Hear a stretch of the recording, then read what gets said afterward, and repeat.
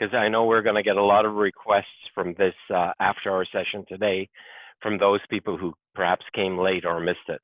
Good. Yes. Glad you're recording it. And it will exist in the Facebook world forever.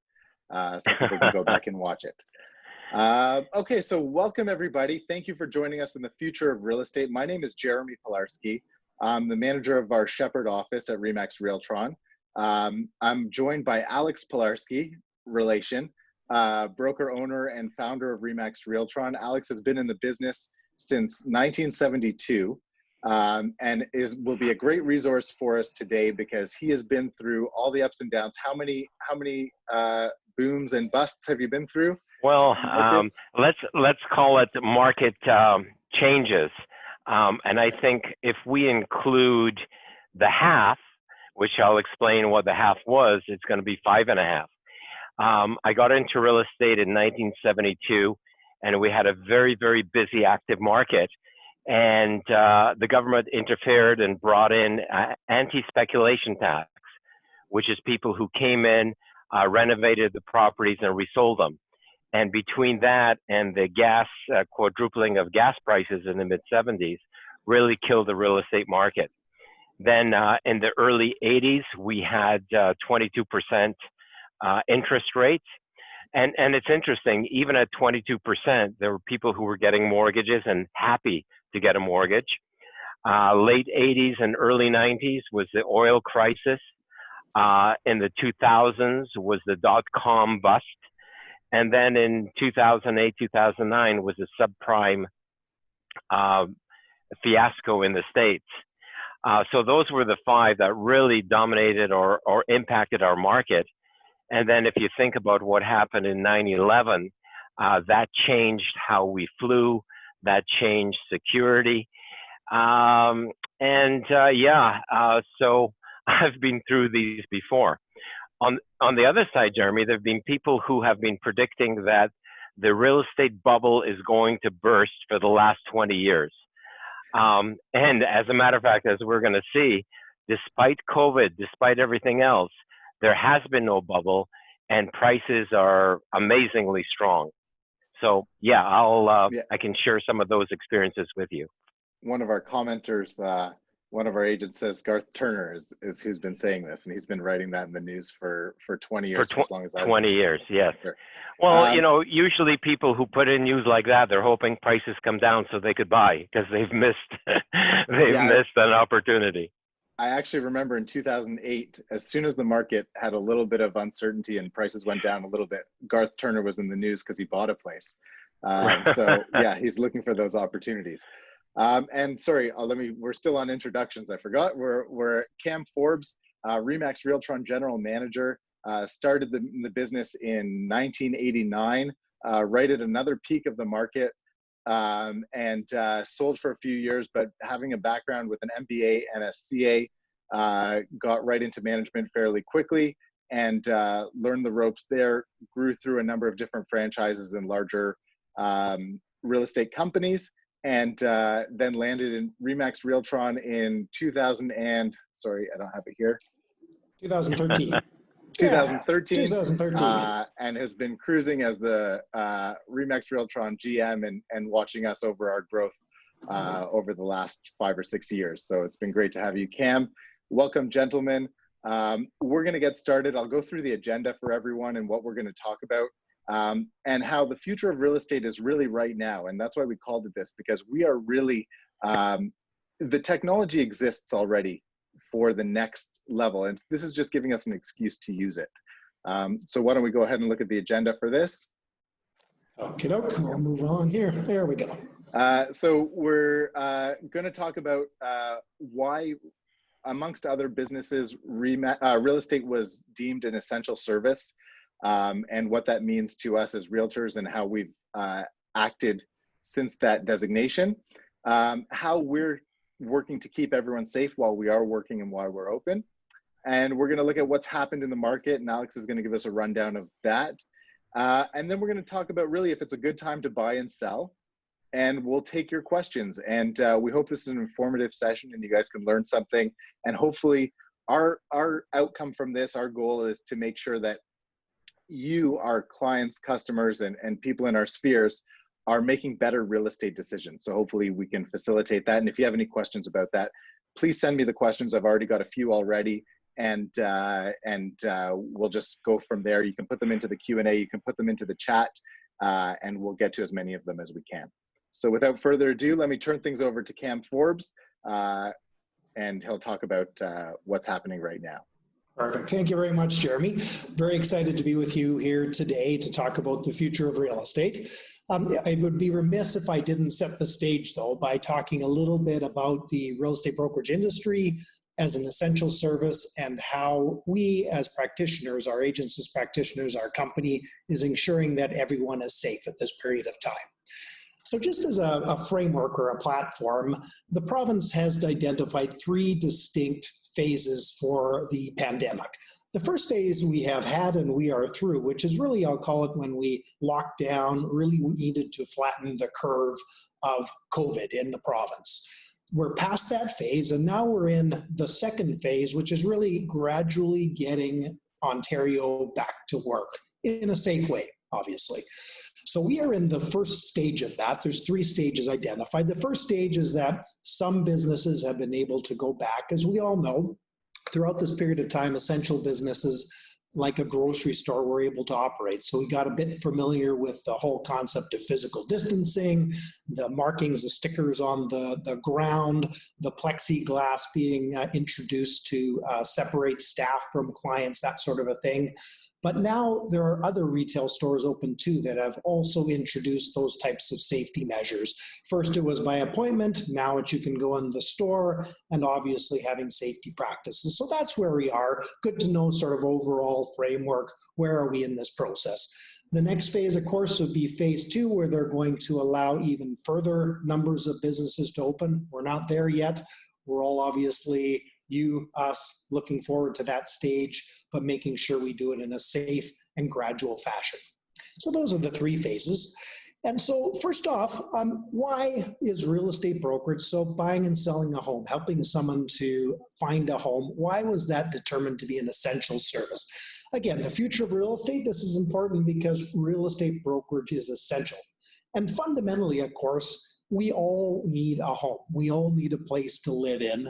And that is why fundamentally real estate brokerage is an essential service. And during that, when we have a home, we obviously have life events that come up, whether it be a job transfer or an addition to the family.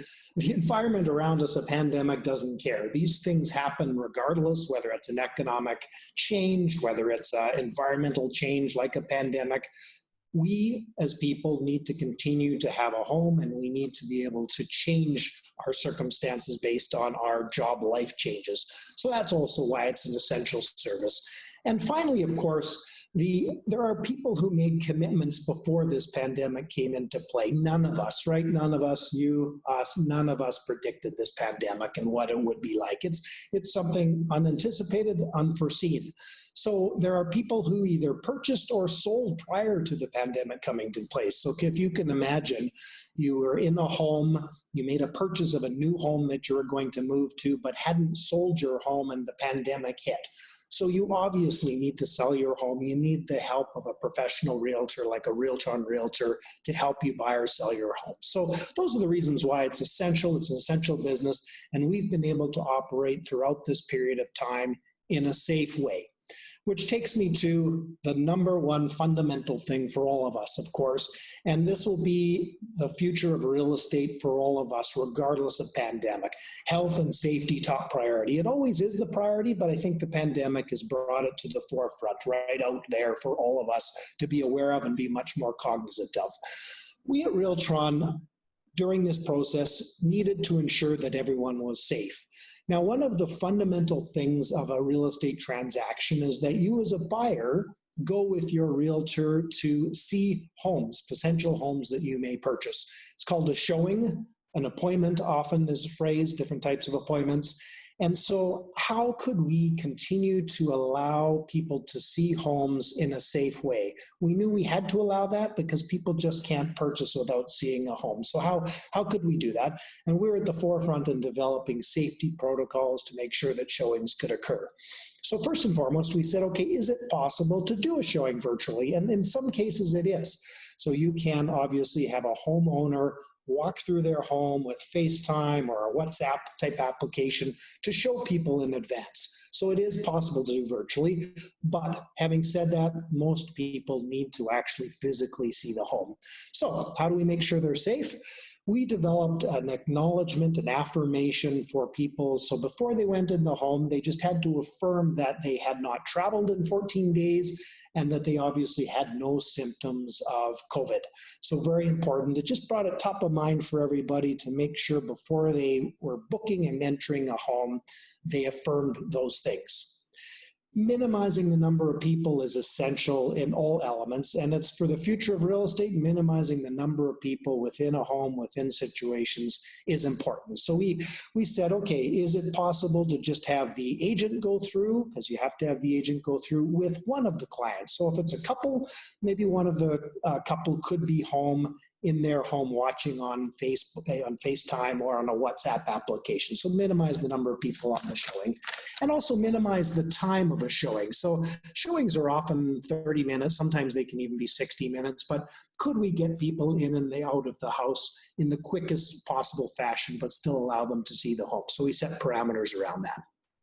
Some simple things like lights. So we said, Mr. and Mrs. Seller, your home's for sale, keep the lights on during a showing. So nobody's going to touch your light switches. Nobody's going to touch any of your things in your home. So we said, don't touch the dishwasher, don't touch the cupboards, don't touch things in the home to ensure there's no transmission on surfaces. And finally, and it seems kind of obvious about washrooms, but not necessarily, so don't use the washroom when you're in a home. That was obviously another essential thing for us to ensure that showings could happen and everyone was safe. Now, having said the showings, we, because it was essential, needed to make sure that you as the buyer and seller were safe. So we made the decision, even though we didn't have to, we made the decision to close our offices to the public. And our offices are still closed to the public. We don't need to have you into our offices. We can serve you virtually. We can serve you in other ways to ensure we minimize the people in the office and any sort of transmission in the office. So we took a firm and bold statement to ensure that there are minimum numbers of people in our office. But having said that, we did not let you as our buyer and seller, you as our prospective client down in this regard. We had a virtual team of support staff working throughout this period of time from their homes, which included, we have a 24/7 live person answering the phone to answer your calls to us, to look for their agent, to answer any, if you've got a showing booked on your home, to confirm that it's okay to go to the showing. So 24/7 live answering the phone from their home. And a virtual team also working from their homes to support our agents with all the paperwork required in the transaction, anything to help you get the best terms, best price for your home in the marketplace. And so those are some of the things we did to ensure that people were safe. In addition, the province made the decision to prohibit public open houses, which of course makes absolute sense. Public open houses, we're all familiar with them. They're not easy to control. So people show up, they don't book in advance, and you can have a lot of people show up at one time. So it doesn't make any sense. So there is still a prohibition in the province of Ontario for public open houses. So we at Realtron said, okay, how do we make sure we expose your home, the seller's home, to the most number of people to get you the best price and best terms? Virtual open houses. So we were a very early adopter of a virtual open house, which is really the agent walking through the home, again, using a virtual tool like WhatsApp or FaceTime to show people the home, to do a public open house. And we have had successfully over 40 virtual open houses every single weekend for the last 3 weekends. So a significant amount of activity, helping all our sellers get more eyeballs on their home, more potential buyers, more offers, more showings, selling for a higher price. So a fantastic thing to overcome the problem or concern with safety of an open house. We also have had, and so we're an international company in that we've served international buyers and sellers for a long time. So we've had a lot of virtual tools to help people who just physically weren't here. They include e-signature solutions, paperless tools so that no paper is required to be touched by anybody. So they can be e-signatures, they can be e-documents back and forth, whether it's agreement of purchase and sale or any other document. And also in terms of funds, obviously the e-transference of funds, whether it's the receipt of funds or the sending of funds. We had adopted that earlier, and through COVID, we've been able to ensure that all funds have been flowing smoothly and efficiently, so there's no impediment to transactions. In our offices now, we do have some staff, limited number of staff. We've got them behind plexiglass to ensure they're separated from our professional agents working in the office, and we have hand sanitizer in the offices as well. And this is future of real estate, right? Beyond the pandemic, these types of things are likely going to continue in our society, right? So the future of real estate, plexiglass, hand sanitizer, being safe. And we have a policy of masks in our offices. And so why is that relevant to you? It's to make sure you're safe. We do not want to have, by accident, one of our agents getting a transmission in our office. So plexiglass, minimum numbers of people in the office, and mandatory face masks in all common areas. And so those are the things that we're doing to make sure that we ensure you are safe as a buyer and seller, and that our agents operate in a safe fashion now and in the future of real estate. Now, having said that, gone through the safety and where we are in terms of the overall situation with COVID, I wanted to just quickly go through the support programs that are available today, whether it's federal government or else otherwise, because they have a relevance to real estate, obviously, in the economy and the future of real estate. So there are programs that the government has introduced. I think the most common and known one is the CERB, so the $2,000 a month that really augments the employment insurance system. If you're self-employed, you're eligible. Any impact on your economic means that has been hampered by COVID, you've got that available, which is fantastic for the economy and helping make sure things work as well as possible. From an employer perspective, and any of you guys who are small business owners, I know a lot of you probably are, or even medium-sized business owners or managers, there's a great program to subsidize wages to help make sure that people continue to be employed and to bring back people who may have been temporarily laid off. So it's fantastic, 75% wage subsidy, wonderful program that's been extended into the fall. There's also a great program as a small business owner. It's a loan program. So you can get a $40,000 loan for your regular expenses, like your rent, like your payroll, like things that you have regular expenses. And if you pay it back by the end of 2022, you get $10,000 forgiven. So not only is it interest-free, you get a $10,000 forgiveness. So a fantastic program to help small businesses obviously operate in this period of time. And finally, there's a great rental program for commercial rent. So if you're a small business owner, you're renting, you can talk to your landlord about this. There are some hiccups, but it's certainly not a bad program to help people with rent, particularly retail people with paying their rent to their landlords. Now, beyond the federal government's programs, those specific ones, I'm not sure if any of you have taken advantage of this, but it's important that you're aware of it. So all of the banks, all of the mortgage lending institutions allowed for a 6-month deferral of mortgage payments. So that's fantastic. There was some press that, this negative add to your balance. Hogwash. This was a great program, very limited extra cost because interest rates are so low right now. 15 to 20% of Canadians have taken advantage of this. If you are in a situation where you're feeling a tall tight in terms of cash flow, take advantage of this. Talk to your lender. You go to your lender directly. Federal government has pitched in by allowing us to pay our income taxes later. Auto insurance companies have pitched in because, first off, we're not driving much, right? You're not driving too much. I'm not driving too much. We're driving fewer kilometers. We're getting reductions in our premiums as a result of that. And for those of you with children in post-secondary institutions, obviously this is not going to be a great summer for jobs for them, unfortunately. It's too bad, but the government recognized that $12.50 a month for their 4 months, May through August, to help them, obviously, when they cannot get a position for the summer, to help them with their tuition and costs next year. And so that's really the support programs we have, and it's all great. It's going to help the future of real estate. It's going to provide some stability to the economy and real estate. And it leads me into Alex now, who's going to talk to you a little bit about where we are in the market. So over to you, Alex. Thank you, Cam. Thank you for that, telling us what is available. Let's go straight into my presentation. So let's talk about what's happening in the real estate market today. What we have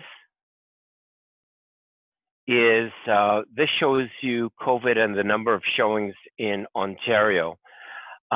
So when, as COVID impacted the marketplace, just one second, let's see, as COVID impacted the marketplace here, you can see that the number of showings dropped drastically as we went into April. But as we came out of April and into May, the number of showings is really has improved as more and more people are coming back into the marketplace. And what we've also seen in at our company, the low time was that period of March 30th to April 12th, as you guys can see here. And what happened was that was the low time as people were getting used to everything. And now, slowly over time, our showings, weekly showings have been improving almost by 25% a week. And we're now showing almost 4. And what these are, when I say showings, these are appointments on our listings. So as you can see, people are very, very much interested in buying properties. And there are a lot more appointments being handled by our company. The same thing occurred with inbound calls, the number of calls we get as a company. If you take a look at that May 18th to May 24th period of time, the reason that's a little bit lower is that was the Victoria Day weekend. So of course, we were closed for Victoria Day and the number of calls came in was less. As a matter of fact, sorry, let me apologize. We were open Victoria Day because our staff is available 24/7. But the number of calls did not come in as we anticipated because of the number of people taking the weekend off. For those of you who have wondered about what's happening with sales in Ontario, in the whole of Ontario for April, that was the low month where we saw sales being down approximately 67% from a year ago. And that was, I believe, the bottom of the market. And pretty much all across Ontario, the results have been the same, with the business in April being down. And of course, the surprise was that the March dollar amount, so what is the average sale price, and despite the fact that there were fewer home sales taking place, the number of the prices did not come down significantly. And the Toronto Real Estate Board published their new numbers this morning for the month of May. And actually the numbers were very, very optimistic, very, very good. There were 4,606 sales took place in May, which was down 53% from a year ago, and which is excellent. Big improvement over the 67% that was down. And prices were up 3% from a year ago. But the truth of it is, I never look at a year ago prices. I always compare prices compared to the end of the year. So we ended off 2019 with an average price of $819,000. The average price so far into as of the end of May 2020 was $878,000. So actually prices have increased 7.2% from the start of the year. And that is really what has been happening in the marketplace. See, the demand for houses hasn't changed. What COVID has done is put a pause on the market. And so, as we know, homes are in demand. What we've seen last month and even in April is when a home is priced according to the market, there are still multiple offers. And the average home is now selling within 24 days of being listed. provided the price is correct. At Realtron, as always, we have outsold the market. So we haven't done our final numbers for this month yet, for May, I apologize. But our market share, our production in May was down, our production in April was down 49% compared to the board 67%. So actually our market share grew by 54% last month. And the reality of it is, why do we outperform the market? Well, first of all, we have 9 offices, and each office is managed by a non-selling manager. In fact, our main office on Willowdale has 2 non-selling managers. So with 9 branches, we have 10 managers. And the managers are there, they're non-selling, they're there to make sure that our agents can help their customers.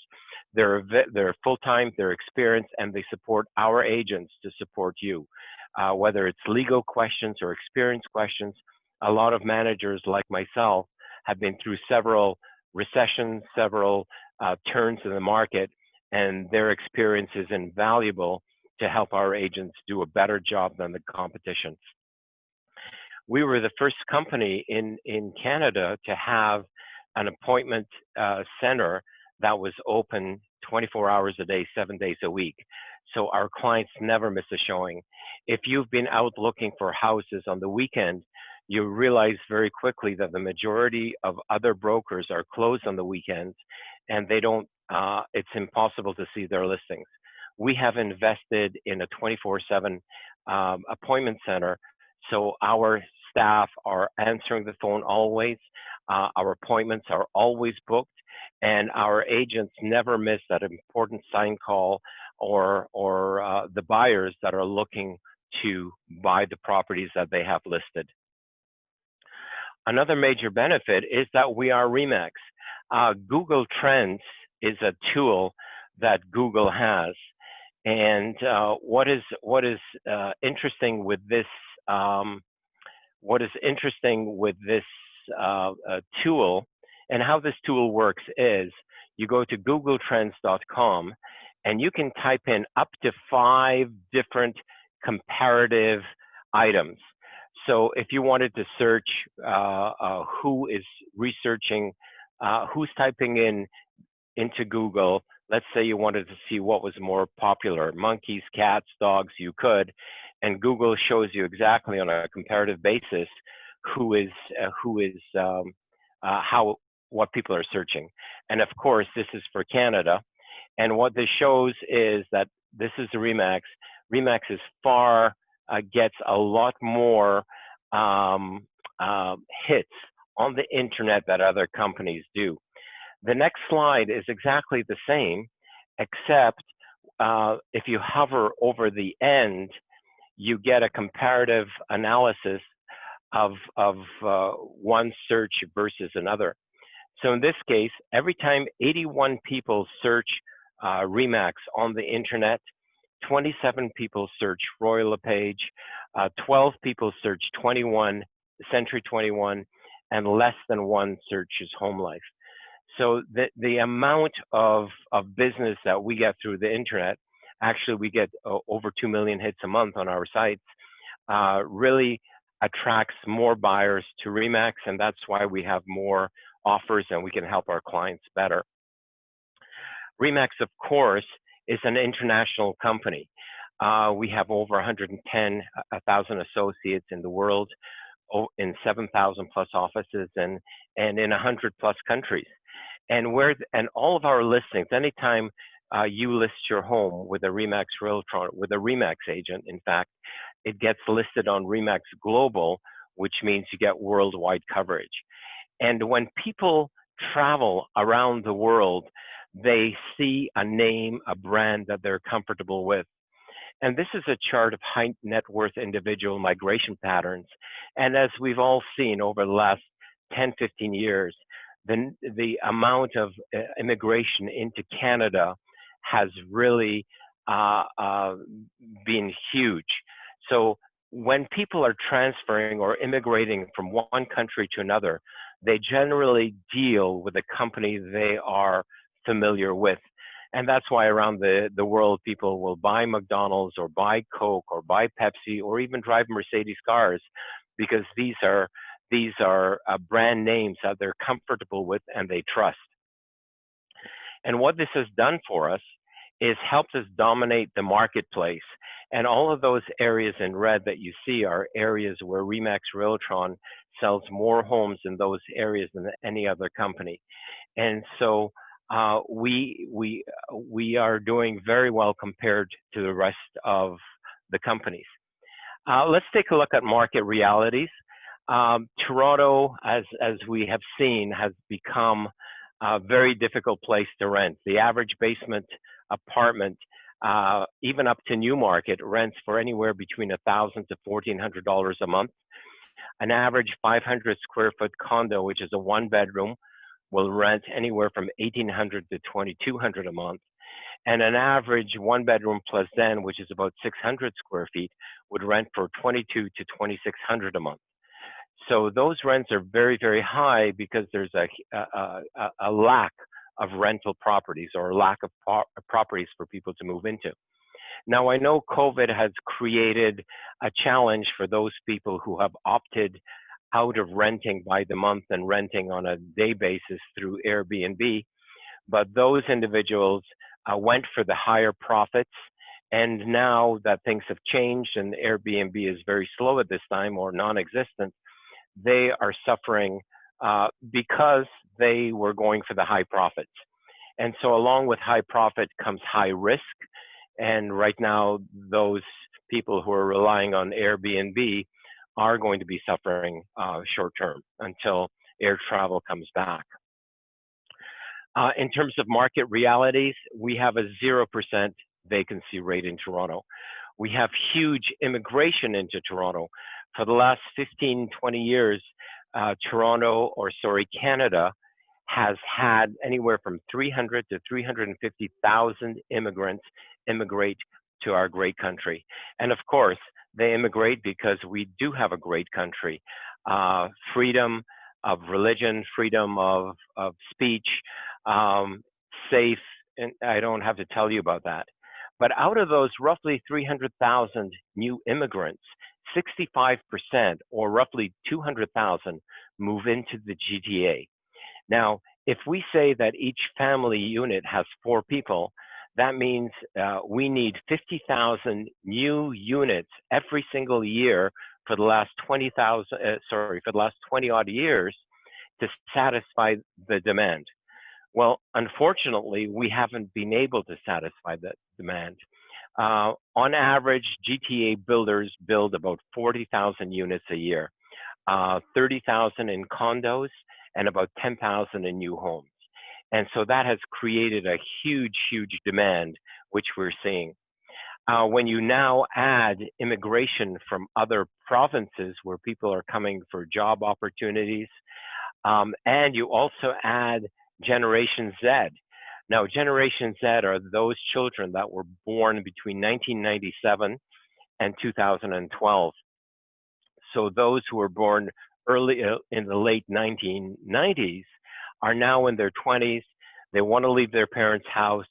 They want to buy their own places if they can afford it, or they want to rent their own places. And all of that means that they continue to put huge demand on the rental units and new construction or purchases as well. The bottom line is new construction cannot keep pace. When you add low interest rates where more people can afford property mortgages than ever before, and we have a strong economy which is led by our technology.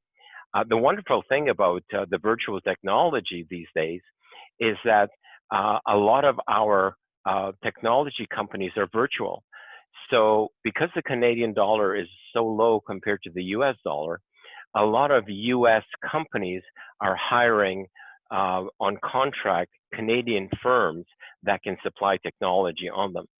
So all in all, the market is strong.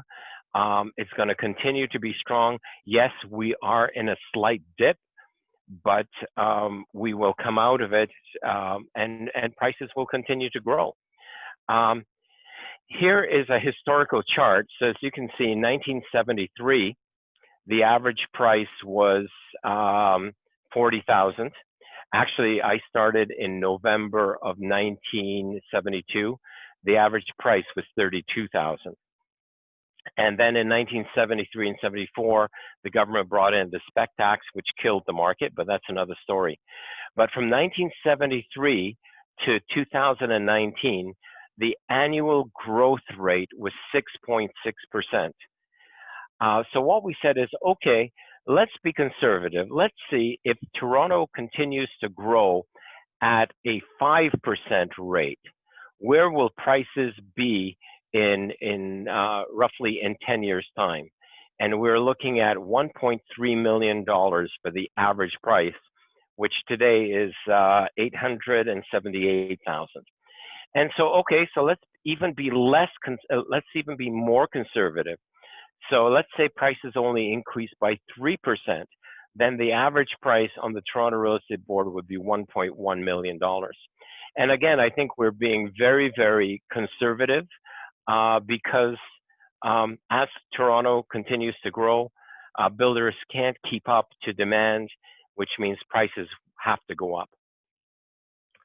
So COVID has done a very, very interesting thing. It has accelerated how people work. Now, generally speaking, change is very, very slow. If you think of technological change, how long it took people to adopt and to have smartphones, how long it took people to switch from regular light bulbs to LED light bulbs, how long it took for people to have their own home computers. And you could do change over a slow period of time. But what COVID has done is it has forced us to change very, very quickly. And so those companies, we had to change very, very quickly. But there's a lesson there. And the lesson is the coffee shop lesson. And what happened with the coffee shops in the States was they were pushing very, very hard for the government to allow them to open so they could go back to business. But when they did a survey of their customers, they found 66% of their customers said, I don't care if you're open, I'm not coming because I'm afraid. And so the key is, what people have to understand is, just because restaurants will open, it doesn't mean everybody will go rushing in. And consumers will continue to drive the new normal. You know, it reminds me of the story of Mahatma Gandhi, who was an Indian lawyer, anti-colonial nationalist, and political ethicist who employed non-violent resistance to lead the successful campaign for India's independence from British rule.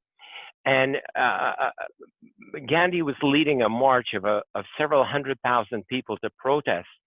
And the reporter called him over and said, Mr. Gandhi, can we interview you? And he said, sure. And after a few minutes, he said to the reporter, I'm sorry, I am the leader of my people. There they go. I have to follow. And the lesson there is, we have to go where the consumers want to go. And that's what we have to do. So, pardon me, real estate will definitely be more virtual.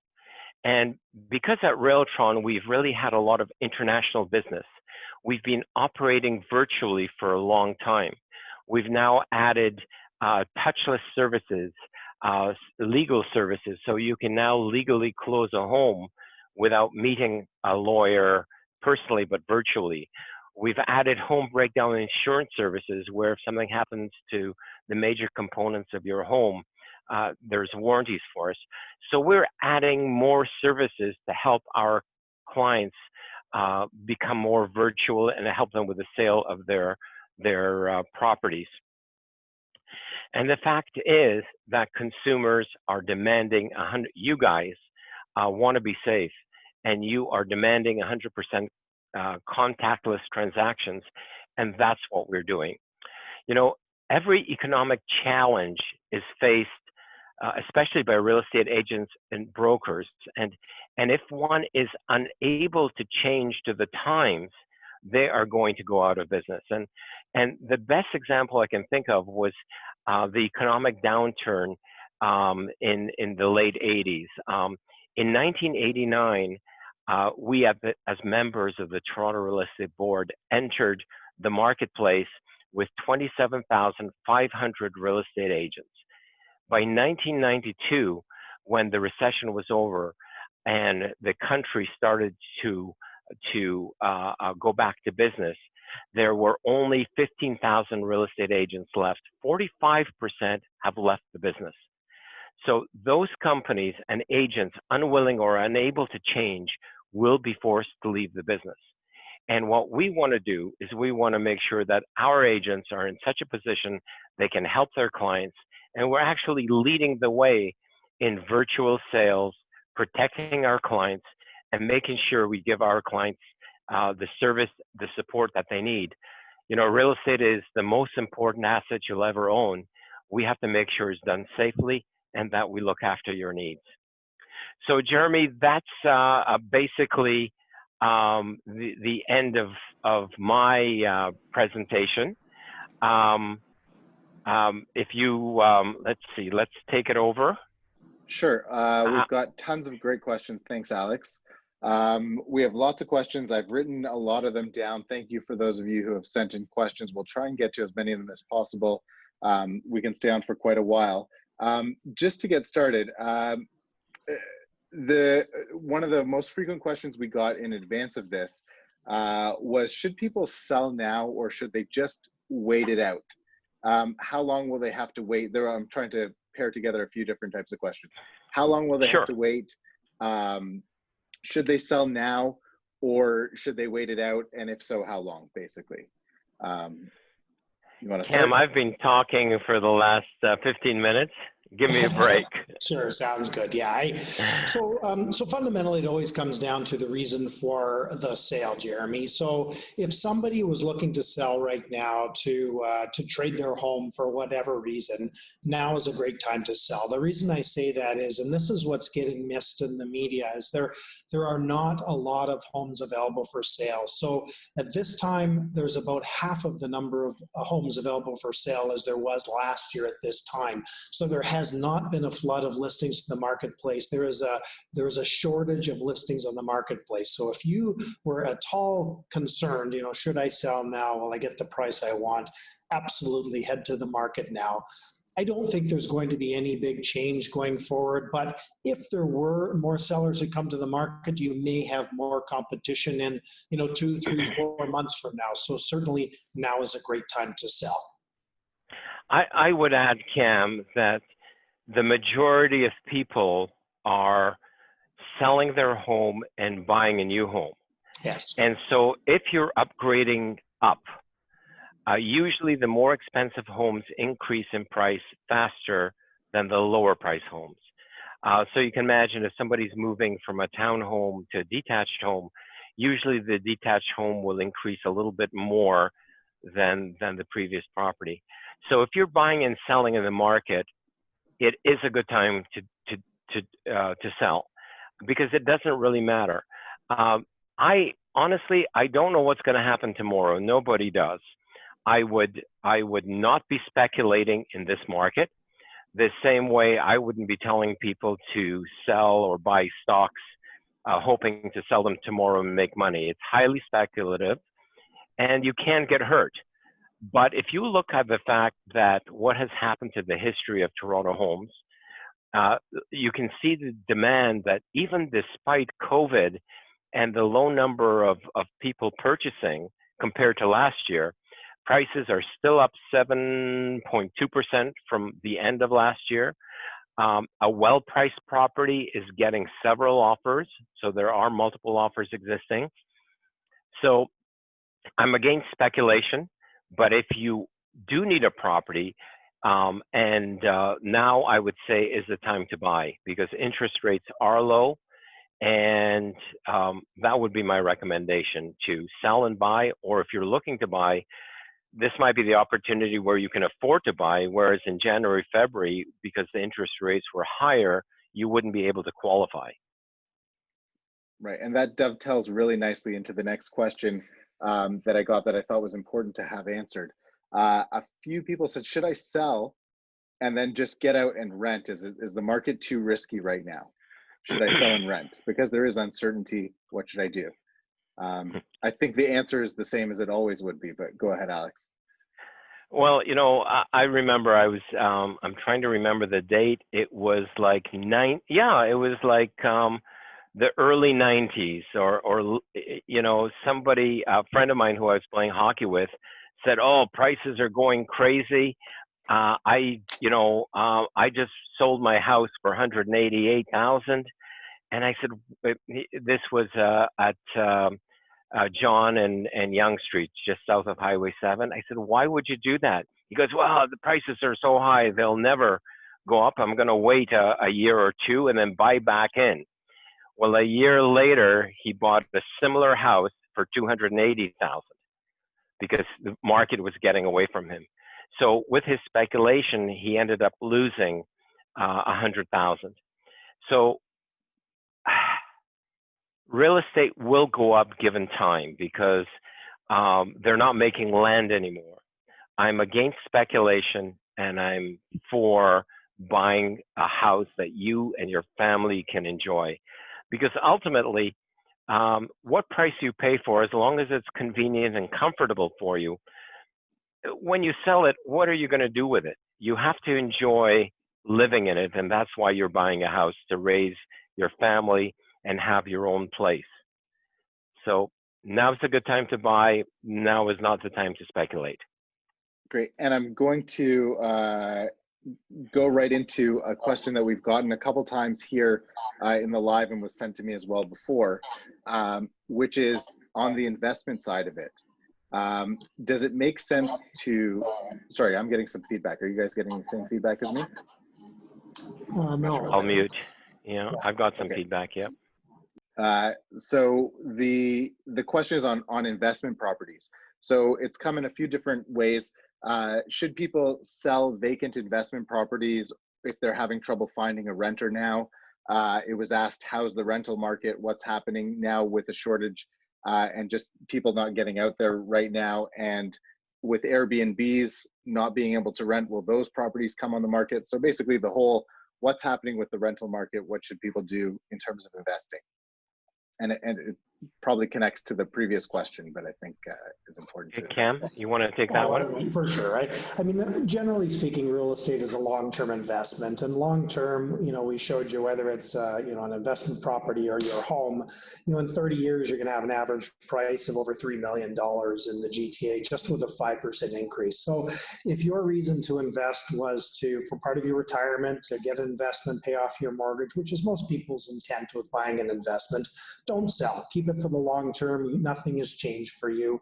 If, though, your financial situation has changed and you're finding you need to have some cash flow, there is a great market to buy it. So don't be worried about going to the marketplace if you feel you have to. But generally speaking, this is not the time to sell your investment properties. Great. I'm going to bring in Chuck here. Chuck had a question. He asked me, he said his question was long, so wanted to be able to come on and ask it. And I've got a couple other people's hands up, so we'll try and get to you. Chuck, if you could unmute yourself, you can go ahead and ask your question.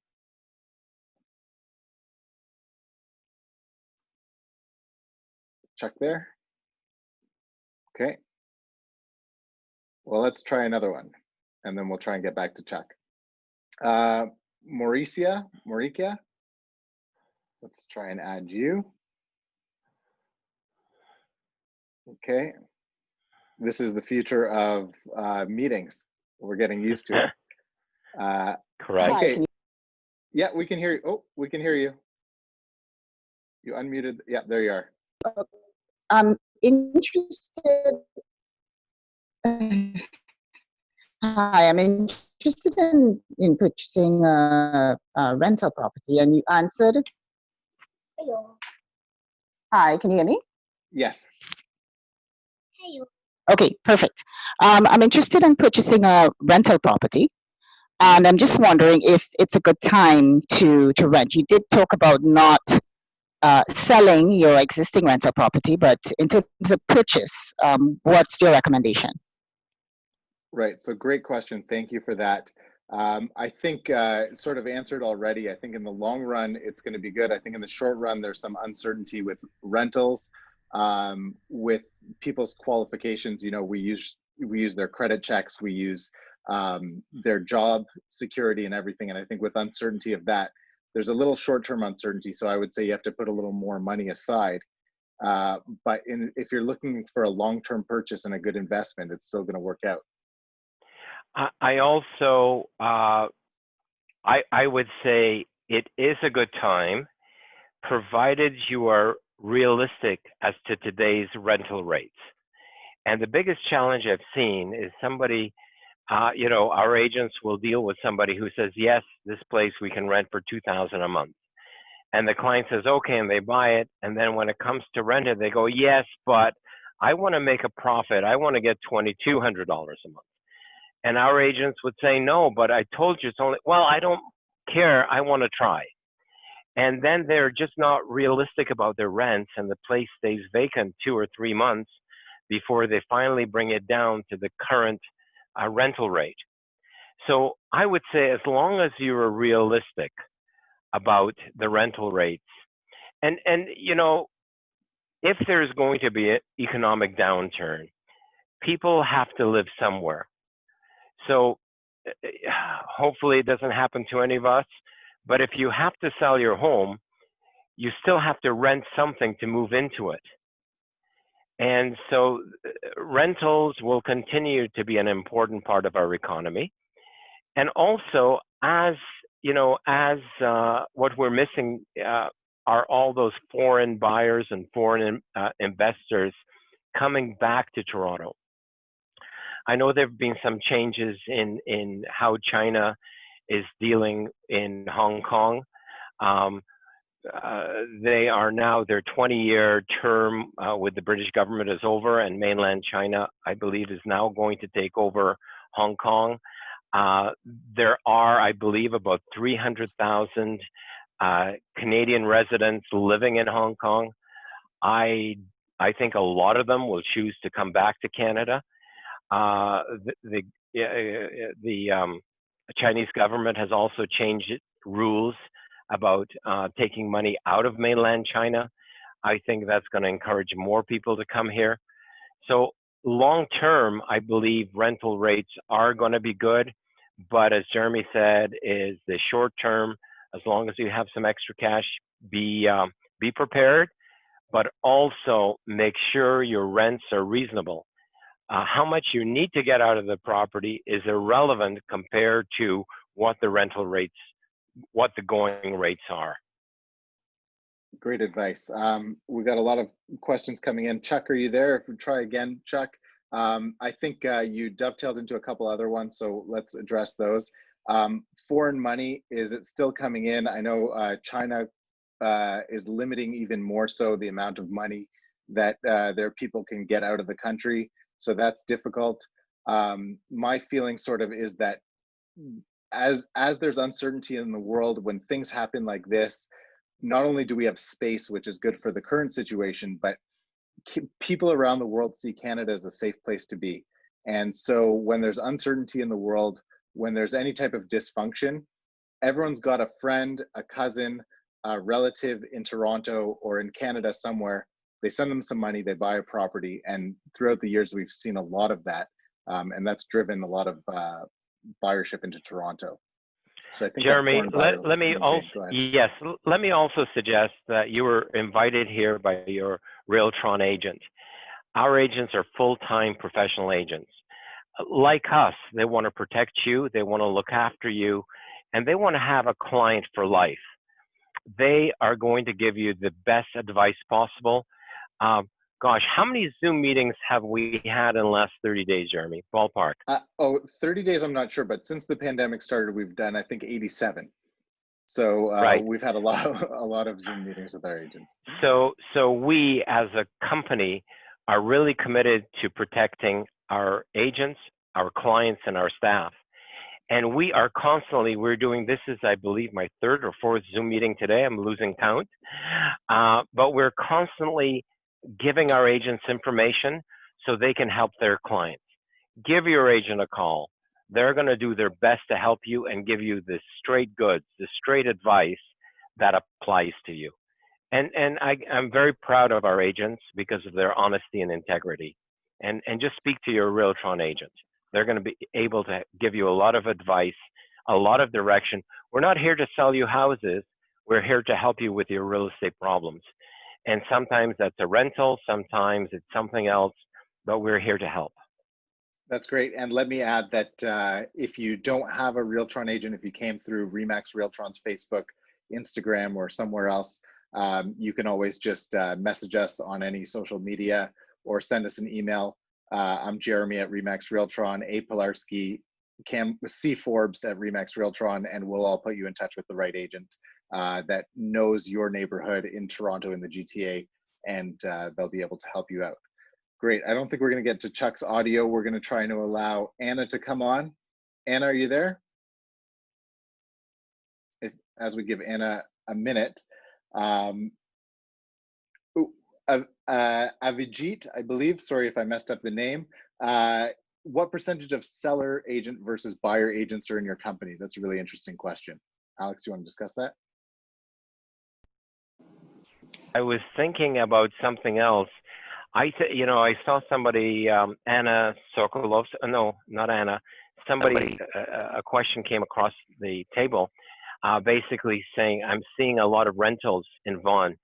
And Cam, I can't remember the numbers, but we are probably doing 200 to 300 rentals a month, aren't we? No, absolutely. The rental market, and just let me add in a few things here. Thank you, Alex, on the rental market, because there's been a few different questions, right, on the rental market. So first off, nothing has happened substantially in the rental market. Yes, there's been a little bit of slack over the last 30, 60 days, but just to be clear, rental rates have gone up almost 10% per year over the last 3 years. So I personally have a condo. I was renting it for $1,600 5 years ago. It's now rented at $2,300, and that's the rent. It went up to 25 and maybe it's 23 now. So again, real estate is a long-term investment. It's a fantastic opportunity. Are there a few Airbnb units on the market? Yes, there are. They will be absorbed. This is a very, very short-term phenomenon that rents will be a little bit soft, but we're not talking anything than losing maybe half of the gain over the last year is all that's happened, right? So rental rates are strong. There's demand. It was Marina Kaufman, I believe, who said there's strong demand for rentals in Vaughan. There is strong demand for rentals in the suburbs, in the city. And it is a great opportunity to buy property to rent, particularly detached dwellings that you might have a basement, you get a couple of units in, and fantastic opportunities throughout. So don't let COVID scare you that there's some sort of massive vacancy issue coming up or the rents are dropping. That's not happening. So. And by the way, another factor. Oh, sorry, go ahead. People have to live somewhere. Doesn't matter. Yeah, another factor that we, I think, underestimate in Toronto is, especially in an economic downturn, and even more so, especially when that's related to oil, is the return of people from outside of Toronto into Toronto from Canada. In Canada, migration from the other provinces. So there are a lot of people in Alberta who have trouble finding jobs right now. They grew up in Canada, in Toronto, they moved back to Toronto to find a job where we have a wider range of businesses that you can be involved in. So it's a more stable market. Absolutely. Sorry, I just got lost there for a second. How do we feel? What do you guys think? Do you have any opinions on people moving out of the city as more people are work from home, as more companies are making the technology available?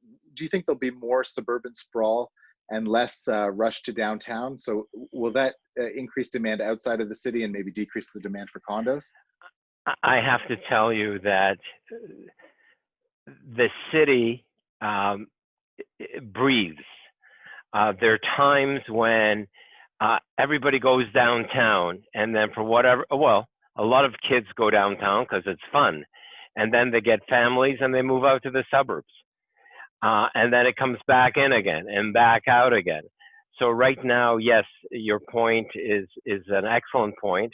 which is a lot of companies, people move downtown because it was closer to work. And they may say, okay, since I'm not going to go back to work downtown, maybe I'll go out to the suburbs. But the Gen Zs, which are the young kids who are now in their 20s, they all want to go downtown. So, like I said, it comes and it goes. Yeah. And so forget about the speculation. Look at long term. This is your house. What do you want? Guaranteed rents will increase for all of the reasons we talked about. Maybe not now. This is a little hiccup. As Cam pointed out, some of the huge gains that were made for the last 5 years, maybe it'll go down a little bit. But rental rates in Toronto will continue to go up because there's not enough land. The builders can't keep up. And by the way, this is what we've been pushing the Ontario government of, is they are the ones who have created the shortage of homes by the red tape, which does not allow new products to come on the market quickly.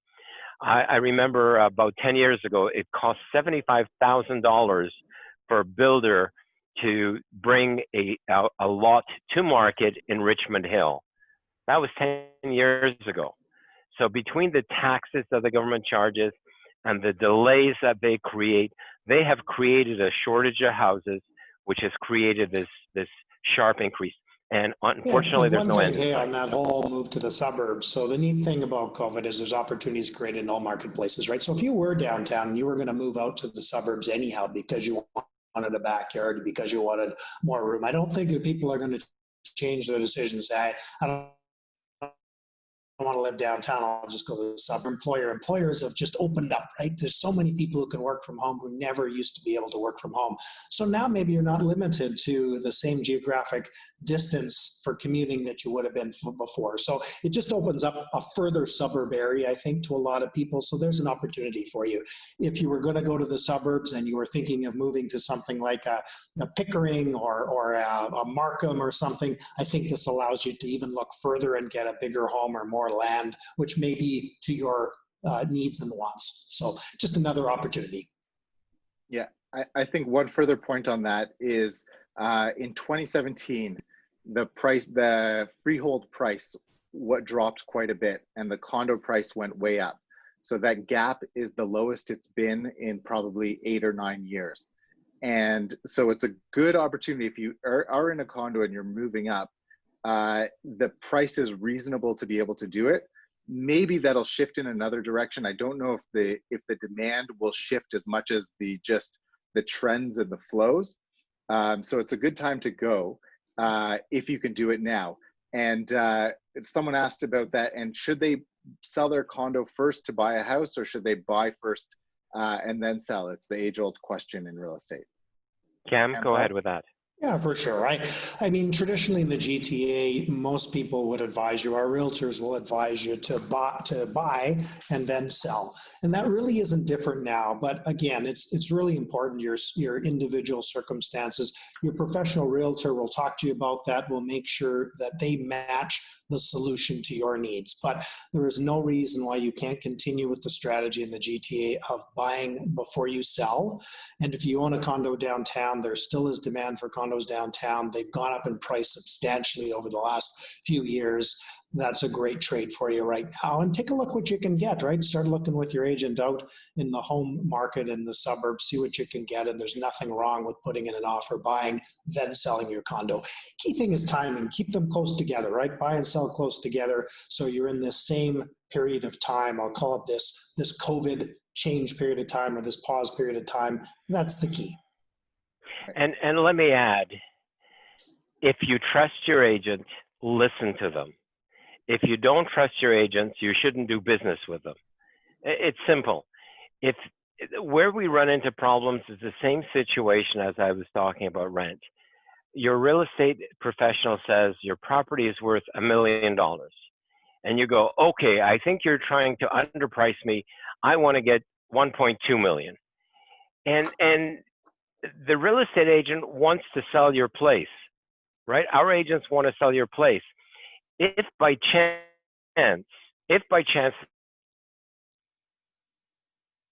they are, despite COVID, properties are selling with multiple offers. About a month, 3-4 weeks ago, a listing came out that had 67 offers on it. So if by chance an offer, if your agent has made a mistake by properly marketing it, you're going to get multiple offers and you're going to get a higher price. But don't assume that your agent wants to just sell it cheap and get rid of it quickly. If you just trust your agent and deal with them, they will give you good advice. And honestly, like I said, the market will take care of price in many, many ways. If you're priced too high, the market will say, sorry, your agent did a great job. He showed it to 100 people, but none of them are interested in putting in an offer because it's just too high. There was another, so deal with your agent. Like I said, if you trust them, deal with them. If you don't trust them, get rid of them. Another question that was asked is, do you recommend buying, what part of Ontario should I buy or buy rental property? It all depends on your personal philosophy. So if you're looking to buy, you want prices to go up by 50,000, 100,000, sell the property and then have the money, that's one decision. If you're planning, and my philosophy, by the way, is just to buy, to never sell. You never make a mistake buying. You only make a mistake when you sell. You sell it too fast, you don't get enough. If you buy a property, whether it's in Kitchener or in Guelph or in Barrie, and it rents out at a good rent, over a 20-year plan, in 20 years' time, the mortgage is paid off, and now you're getting $2,000, $3,000, $4,000 a month without expenses, literally. That is a long-range plan, and if you have two of those properties, you're getting $8,000 a month, and that's a nice retirement fund. Those people who bought for $700,000, sold for $800,000. When taxes were done, they made $50,000, $60,000. They went out, they bought a new car, and then they had nothing. So the advice isn't, my advice is make sure, it doesn't matter where you buy, make sure the rent will cover over time, and look at it as a long time, as Cam said, a retirement fund, where in 20 years' time, that's part of your retirement. You're getting $2,000, $3,000, $4,000, $5,000 a month rent, and you have a rental property for life. If you want a quick return, you have a better chance, didn't say guarantee, you have a better chance in a hot area, but you'll pay a lot more, but then you're gambling more. I'm not a gambler. I like to do things safe and long-term. Yeah, I think you could definitely maybe get a better rent in areas outside of the city, but you know, location, that's a thing. Well, you know, if you take a look at Barrie, you can buy a nice house in Barrie for $400,000. That would cost you $800,000 in Toronto, and rents are similar. Mm-hmm. So if you're looking for a quick return to sell it and make money, yeah, Toronto will be better, but long term, you can have good tenants, pay off the property, and have a good income. So right. You have to decide, how long do you want to have the rental property for, and are you buying it for the rent or for the capital appreciation? Yeah, I think there are a couple questions I really want to touch on. There was an anonymous attendee who says they have a vacant condo that was inherited. Are they better to rent it or to sell it now? I think that's a real question we can give someone a real answer on. Yeah, well, again, individual circumstances. So it's an investment. So if you are going to invest that money, you've got some options. The real estate market is a great opportunity in the GTA to make money over the long term. So it is a fantastic investment. I definitely encourage you, but diversification is key, right? If you have all in rental, maybe not, but if you don't, absolutely a great investment for you in real estate right now. Keep it rented. Mm-hmm.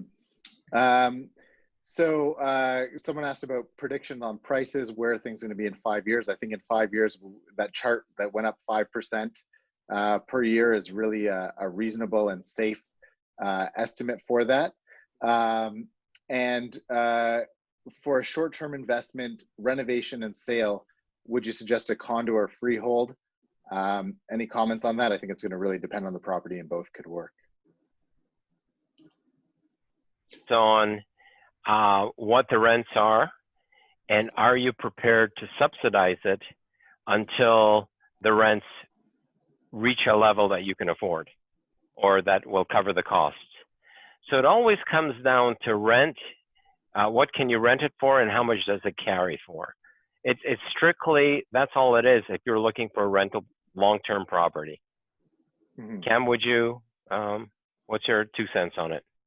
Yeah, no, for sure. I mean, hey, I know there are people out there that their living is to buy, renovate, sell homes. You know, they still can do that. Right now, there is more risk with that, right? Because you know, it is a riskier time to do that right now. But if your intent is, hey, you could live in it, so you can buy it, you can renovate, live in it for a while, and then sell it, fantastic. You've just governed against that risk. But the only challenge is if you feel you've got to sell this thing within a year, that would be speculation. That's probably not the best strategy at this time. I also saw a question to flash up, Jeremy. Is it better to accept a lower rent or wait for a better market? Well, let's say you have a place that rents for $2,000 a month. That's the going rate, and you're insistent on getting $2,200 a month, and you're not getting any rentals. Well, for every month that you don't rent it, you've lost $2,000. So 3 months of not renting it means you've lost $6,000. $6,000 divided by 12 months means that you're actually going to get $500 a month less than what, if you had rented it for $2,000, it's only $200 less, right? So everybody follow my math?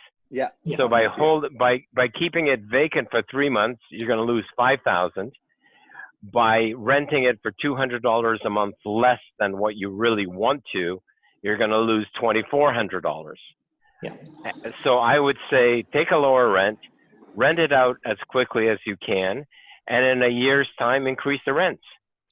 You know, the only other thing I'd add to that is quality of tenant, right? So the key thing for it is you don't demand top dollar, you know, because your key thing is to get the best tenant and that's your key, right? So if it's a matter of you'll rent it right away to a great tenant at $2,000 versus $2,200, of course, rent it at $2,000, right? So just add that. Thanks, Cam. I think that's critical. What I've seen happen is when you ask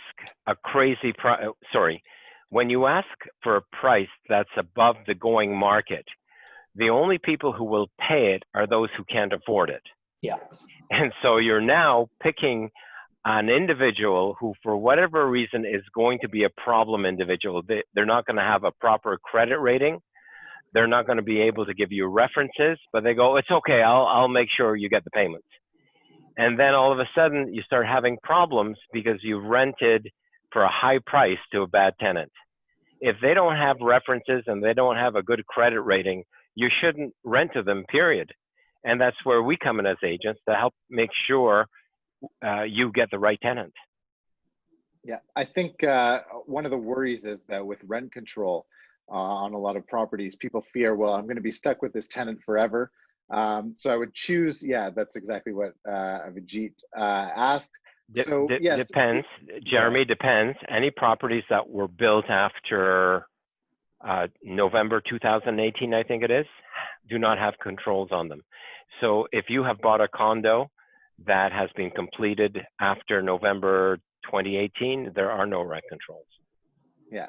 My feeling was going to be, if you own an investment property for 20 years, you know, I've never heard anyone say to me, you know, it was really bad because for 7 or 8 years, I had a tenant that stayed and paid every month, and it was $300 less than I wanted.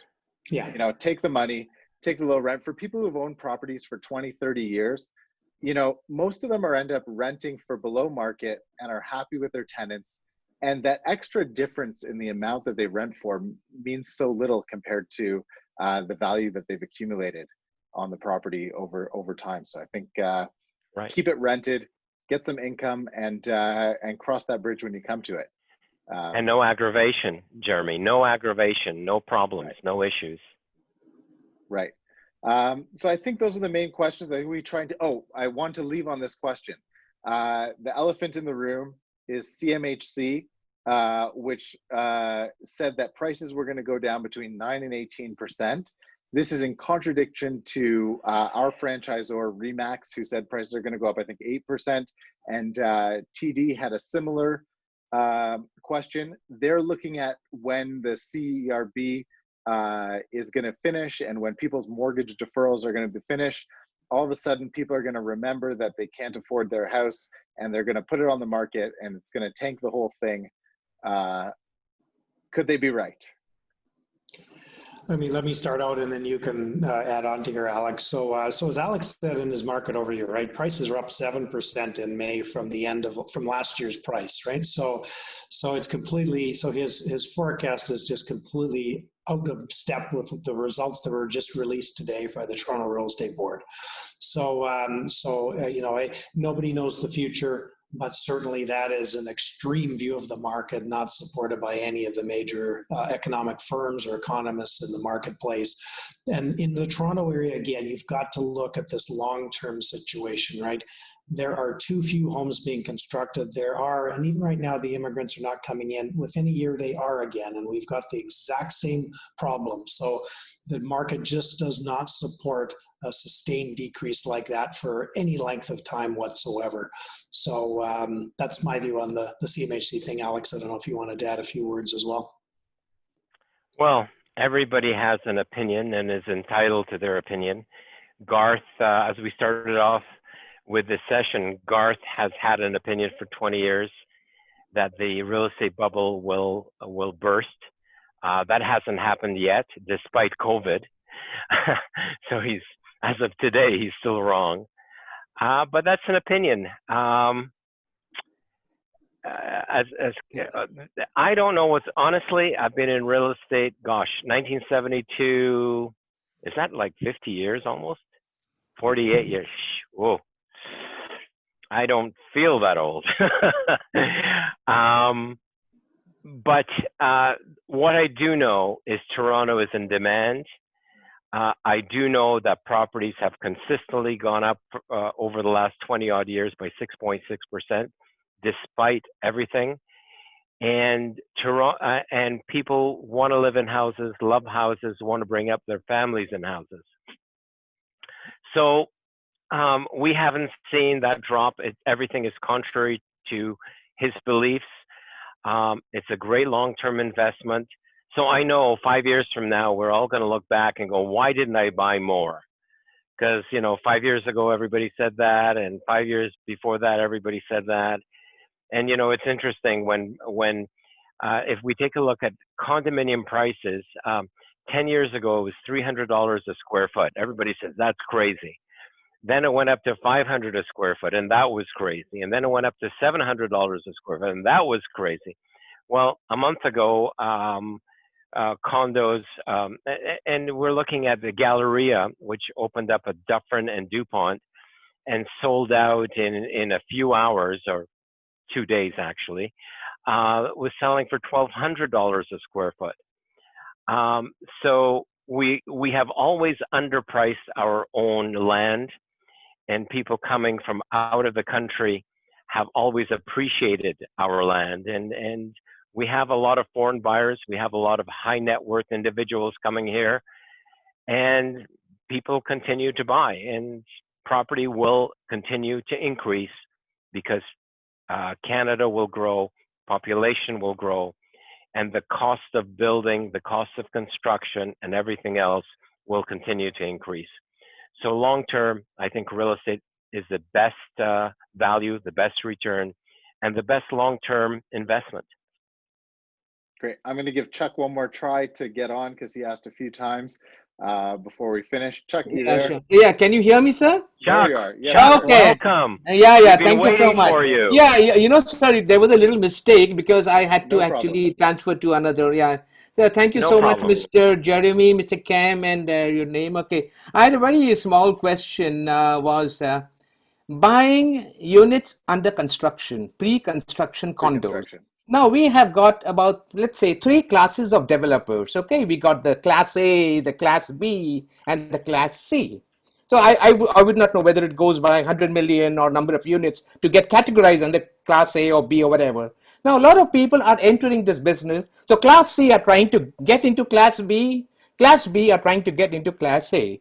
Now let's say if I have to be an investor, and I'm not looking at those big names, okay, Hallmark, Daniels, and Tritle, whatever, right? But I'm an investor, okay, let's say a small-time investor. How will I choose the risk? As you know, that some of the condos went into receivership recently in the last 2-3 years. You know that. So how do I choose which company or which to go? And one more thing, sir, is that some of the projects, some are new, some are under construction, some are almost sold. So this my second question was, under this present COVID, whether the builders, the developers have given any rebate or benefit to the deposits which were due under the original contract. Whether they were due to be paid. Okay, so if you can give me the question one. Thanks very Yeah, much. Yeah, I got it. I'll yeah, start with your last question. So I yeah, don't think they're giving any rebates in on deals that yeah, are already done, but maybe yeah, speak to a developer and see if they do that. I do yeah. know that most developers are giving incentives for people to act now because they're still trying to hit their same sales goals. They haven't reduced the prices, but they will Mm-hmm. do things like defer deposits so that you only have to pay your 15 or 20% over 2-year period instead of a 1-year period, things like that. Um, and there's some incentives in terms of capping levies and decreasing fees and things like that. So they're coming to the table a little bit. The question I would ask you on your first one is uh, the reputation of the developer is important. The type of project it is important. There is inherent risk with buying new. I wonder why you wouldn't go towards the most reputable, best developer you can find, in addition to finding the projects in areas that you think make sense and things. And the last thing I'll say is just, buy anything as long as you feel it's safe and it's going to close. But it's difficult to determine. Why are you trying to stay away from the top brands? No, there's also something regarding the time period to foreclose the contract. So what happens is that the title of the land doesn't really pass on. So at the time they just ask for 5%, but actually the Right. title doesn't come to the developer. So what happens is that when you go to the financial institution, it's just like a comfort letter, which is actually not absolutely legal. So what happens is that, until you cross the 20% or 25% limit or the barrier, the buyer still remains at risk. Yeah. So yes, there's a lot of risk. Let's say this, there's a lot of risk. In the best of times, the builder can cancel a deal. In the worst time of times, a builder can go bankrupt. There is inherent risk with buying new from a developer. You have to look at the Yes. reason you're doing it. I don't want to Mm-hmm. get too into the weeds Uh-huh. on all these details. I think is a lot to discuss, but for most people Mm-hmm. listening, we want to give him the idea that long-term real estate is a good investment. And whether you buy it pre-construction and look at it over a long period of time because you want to put less money down, or you look at it as something you can buy right now and rent out and earn income, there are good opportunities out there. But you have to do your research, and bringing along a RE/MAX Realtron professional is a good start for doing that. And on that note, I want to give Cam and Alex the final word, but I want to say thank you to the 200 and something people that are still on, and about 75, I think, that are watching on Facebook Live. So thank you so much for everyone, for your questions, for tuning in. To Cam and Alex, it was great. Cam, last words? For sure. So future real estate in the GTA is fantastic. The long term is great. Massive immigration, even though it's paused now for a minute. As Alex said, 150,000 people moving in, 30, 40,000 from other provinces, not enough homes being built. So it's fantastic. So we're in a bit of a pause situation with COVID. There's still a market. It is, fewer sales than before, but it is a good time still if you are wanting to buy or sell in the marketplace. but get the help of a professional realtor. You know, the question about new construction, what you really need is a realtor to make sure you always test it against the resale market too, just to make sure it makes sense what you're buying for investment purposes. So big picture, great to be in the GTA, good value long-term for real estate. And thank you guys very much. Exciting. And I think we'll do this call probably again to help with some of your questions that may have been not answered today. Thank you very much. Yeah, thanks, Cam. In the 48 odd years that I've been involved, prices as Toronto has grown and people have moved in, honestly, the big mistakes I made over the years was selling. I have never made a mistake buying. And I would recommend the same. If you take a really long, buying is good, selling is bad. And I know sometimes you have to sell in order to buy. If you do it, as Cam said, in the same market, then you limit any risks. If you can afford a property, get into the market. Yes, there may be a slow downturn, but look at it this way. When the market gets hot, as it was, as we've seen in previous markets, you have 15, 20, 30 offers, and you end up paying a lot more money. And you know, once you buy a property and move in, and you enjoy it with your family or enjoy it with by yourself, you forget the month. You forget what you paid. The price only hurts once, but if you don't buy it, there's always that regret. You know, why didn't I do it? Why didn't I do it? And then you're always playing catch up. So, like I said, I don't know what's going to happen tomorrow, but if you can afford today's prices and you can get a low mortgage rate, buy it, enjoy it, and down the road, you will always be happy you purchased. Thank you all. And Cam, I think it's a great idea. We should do this session again. Jeremy, thank you for hosting it. And thank you all. Thank you. And Sam asked if the slides would be available. We will make them available on the Facebook with the meeting. We'll set that up in a couple hours. Gentlemen, it's been a pleasure. Thank you so much. I've learned a lot. I've had some interesting thoughts about it. We'll talk more later. And it's been great. It's been lots of fun. We're at the hour-and-a-half mark. We promised people would be off by now. So have a great rest of the day, everyone. And we look forward to seeing you on the next one. Thanks. Thank you. Bye-bye.